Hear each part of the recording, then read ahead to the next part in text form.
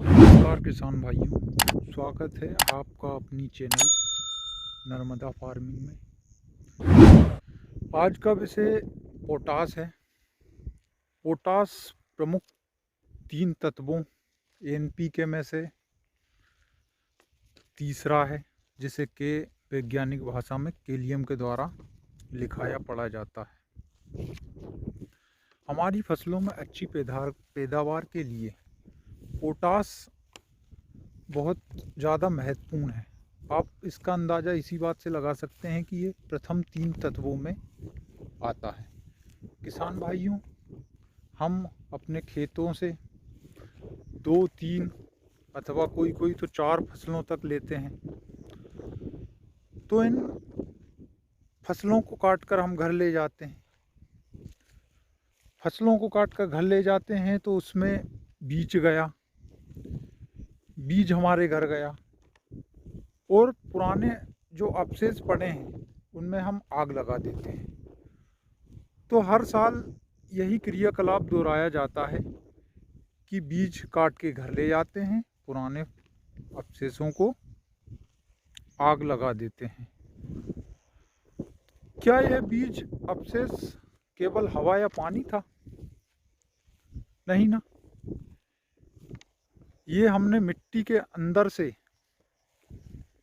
जो पौधे ने मुख्य पोषक तत्वों को चुन चुन कर अंदर रखा था, उनको हमने या तो काट के घर ले जा चुके हैं या खेतों में आग लगा के उन्हें नष्ट कर दिया जाता है।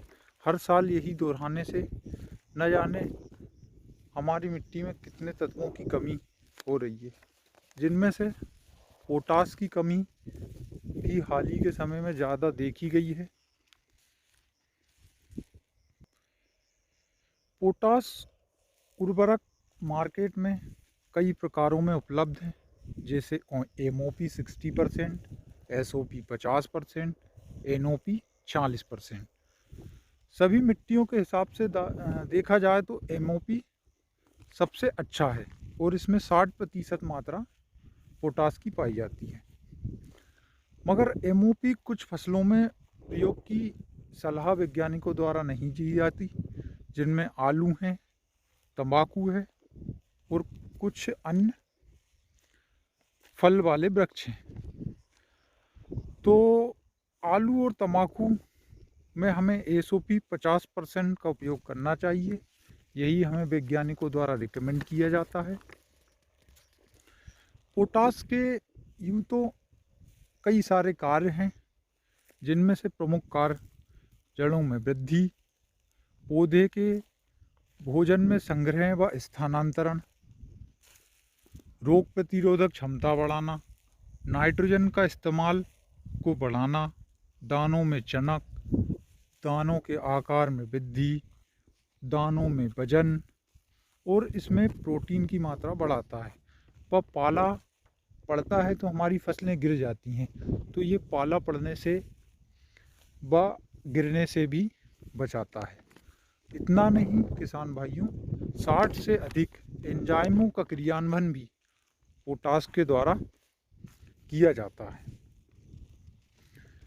इसके उलट इसकी हानियां हैं। इसकी हानियों में जब गेहूं की बाल कट जाती हैं तो बालियों का छोटा रहना, दानों का छोटा रहना, तो इससे वजन में भी कमी आएगी और बाली कम रहेगी, स्वाभाविक है। दाने कम आएंगे, पतले रहेंगे तो स्वाभाविक है उनमें प्रोटीन की मात्रा कम होगी, तो वजन कम आएगा, जिससे हमारा उत्पादन सीधे तौर पर इफेक्टिव होता है। तो हमें पोटास का उपयोग निश्चित ही करना चाहिए किसान भाई। इसके लक्षण की बात करें तो पुरानी पत्तियों में ये पहले प्रभावी होता है। सफ़ेद पीले संतरी रंग के धब्बे दिखाई देते हैं, पत्तियाँ भूरी पड़ती है व सिकुड़ती है। सरसों में विशेषतः पत्तियाँ टेढ़ी मेढ़ी होकर उनमें नीली नसें आ जाती हैं पत्तियों में। फल कम भरता है। रंग फीका होना ये भी प्रमुख कारण है। बीज का साइज कम होना, ये ऐसे इसके कुछ विशेष लक्षण हैं। किसान भाइयों, पोटास एक कम चलायमान तत्व है। इसे ज़मीन के अंदर देना चाहिए। इसे हमें समझना पड़ेगा ताकि हम ज़्यादा उत्पादन ले सकें। क्योंकि अब ये केवल कहने की बात नहीं है, ये वैज्ञानिकों द्वारा भी बताया गया है और ये स्वाभाविक रूप से हमें समझना ही पड़ेगा कि पोटास को ऊपर से ना देके हमको ज़मीन में बुआई के समय ही देना चाहिए। इससे ज़्यादा फ़ायदा है, क्योंकि पेड़ पौधे प्रारंभ से ही पोटास का प्रयोग शुरू कर देते हैं और इसका सबसे ज़्यादा उपयोग उस समय होता है जब पौधे अपनी बढ़वार कर रहे होते हैं। ऊपरी छिड़काव से या तो हमारा पोटास फसलों में आग के समय जल जाता है, अथवा बाढ़ या भारी बारिश के समय वह पानी के साथ बह जाता है, तो ना तो इसका उपयोग अच्छे ढंग से हो पाता है। तो इस कारण से हमें पोटास बुआई के समय अथवा धान हो तो धान में मचाई के बाद जब जो पानी अपना बैठता है, गाढ़ा होता है, उस समय पे छिड़काव डीएपी और पोटास और मेटलिक पदार्थों का छिड़काव तभी करवा देना चाहिए। इनमें यूरिया और सल्फ़र ही एक तत्व है जो कि चलायमान अवस्था में होता है, तो इन्हीं का प्रयोग हमें केवल ऊपर से करना चाहिए, बाकी सबको ज़मीन में ही दे देना चाहिए। यदि आपने पोटास बुआई के समय नहीं दिया है तो इसका एक विकल्प भी है। विकल्प यह है कि आप जब पौधा पूरा अपनी बढ़वार कर लेता है तो उससे जस्ट पहले मीन्स बढ़वार करने के दौरान 05234 का प्रयोग कर सकते हैं, क्योंकि जो पौधों की पत्तियों में जब उसकी बढ़वार हो जाती है तो पौधों की पत्तियों में ये पोटास संचित होता है और यही पोटास इन संचित पत्तियों से बीजों के भरने का कारण बनता है। अपन देखते हैं कि गेहूं में जब पूरी पैदावार हो जाती है उसके बाद बालियां निकलना शुरू होती हैं और पत्तियां सूखना चालू हो जाती हैं। किस कारण से होता है किसान भाइयों? इसका कारण यही है कि जो पत्तियों में भोजन संचित था वह भोजन धीरे धीरे बीजों में परिवर्तित हो जाता है और पत्तियां सूख जाती हैं और इस प्रकार हम बोलते हैं कि फसल पक चुकी है। तो ये पोषक तत्व जो भी हैं जो पूरी बढ़वार के बाद जो पत्तियां होती है उन्हीं में होती हैं, तो उन्हीं को हमें कीटों से बचाना पड़ता है, उन्हीं में हमें पोषक तत्व देना पड़ता है।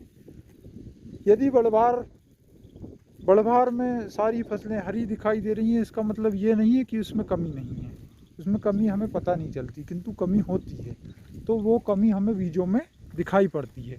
तो सबसे अच्छा हम बीजों के उत्पादन, बीजों की मात्रा, बीजों की चमक और बीजों की वजन से भी समझ सकते हैं कि पोटेशियम की कितनी कमी होती जा रही है। तो पोटास को नज़रअंदाज ना करें किसान भाइयों।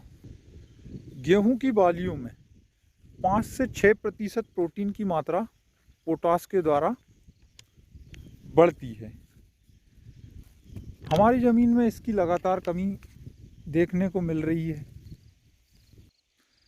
अतः इसकी पूर्ति हेतु हमें तीनों फसलों या 2 फसल आप लगाते हों उनमें किन्हीं एक फसल में तो हमें इसका प्रयोग अवश्य ही करना चाहिए। यदि तीनों या दोनों में भी करें तो ये भी बहुत अच्छा होगा। इस बात का विशेष ध्यान रखें कि पोटास को ज़मीन में ही डालें, ज़मीन के अंदर डालें, ऊपर से ना डालें, क्योंकि यदि आप ऊपर से डालेंगे तो कुछ मात्रा में नीचे जाएगा जो उनको मिलेगा, जिससे उनकी जड़ों का विकास नहीं होगा। जड़ों का विकास क्यों होता है किसान भाइयों?